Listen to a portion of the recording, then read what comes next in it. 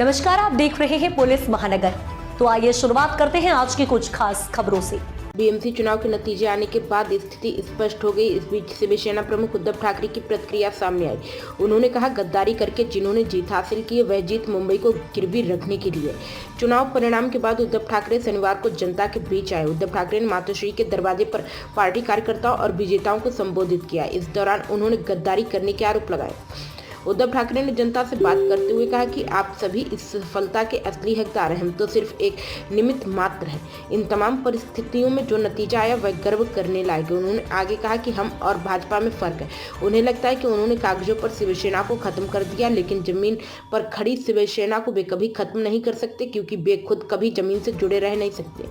उद्धव ठाकरे ने महायुति पर आरोप लगाते हुए कहा कि इस चुनाव में साम दाम दंड भेद सत्ता और एजेंसियों का दुरुपयोग सब कुछ किया गया। उन्होंने आगे कहा कि गद्दार चले गए, लेकिन निष्ठा को वे कभी खरीद नहीं।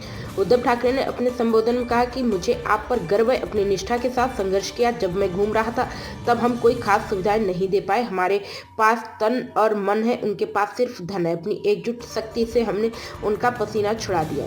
उन्होंने आगे कहा कि इस शक्ति को ऐसे ही एकजुट रखिए ताकि आने वाली पीढ़ी को भी आप पर गर्व हो। मैं नतमस्तक होकर इस विजय का श्रेय आप सभी को अर्पित करता हूँ। लड़ाई अभी खत्म नहीं हुई। जिद सबसे अहम है, उसे कोई खरीद नहीं सकता। इसी जिद के बल पर हम फिर से जीत हासिल करेंगे। अब तक की खबरों में बस इतना ही।